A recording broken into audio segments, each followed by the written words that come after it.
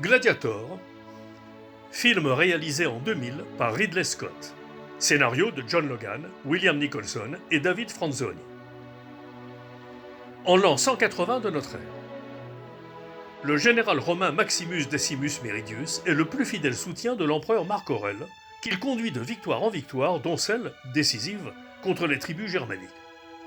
Ce dernier triomphe lui vaut d'être choisi par l'empereur pour lui succéder, plutôt que de laisser le trône à son propre fils, Commode, qu'il sait ambitieux et immoral. Mais Commode, jaloux et assoiffé de pouvoir, assassine son père avant que ce dernier ne puisse annoncer sa décision. Amoureux depuis toujours de sa sœur Lucilla, veuve et mère de Lucius, il veut qu'elle lui donne un héritier. Si elle tente de s'enfuir ou si elle met fin à ses jours, il lui promet la mort de son fils.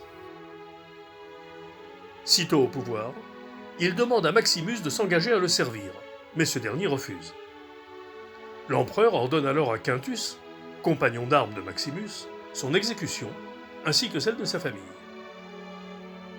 Emmené en forêt, Maximus réussit à désarmer ses gardiens et à fuir, blessé.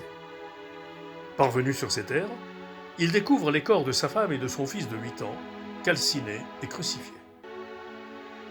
Après les avoir enterrés, Maximus sombre dans un profond coma.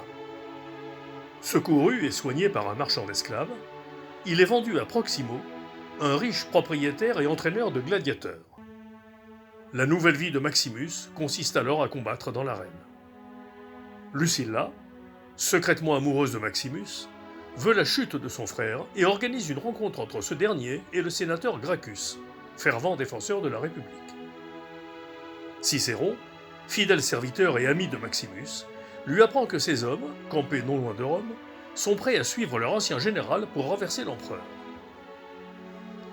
Aux côtés de Juba, qui devient son ami, et d'autres gladiateurs comme leur entraîneur Hagen, Maximus remporte de prodigieux combats et gagne ainsi la faveur du peuple qui le surnomme l'Espagnol. Désireux de se retrouver devant le nouvel empereur, il obtient de Proximo d'être amené à Rome pour combattre au Colisée. Là, il est confronté à Commode, qui opte alors pour un combat singulier dans l'arène entre lui-même et Maximus.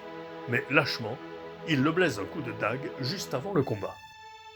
La rivalité et la haine entre les deux hommes atteindront leur apogée dans ce combat final.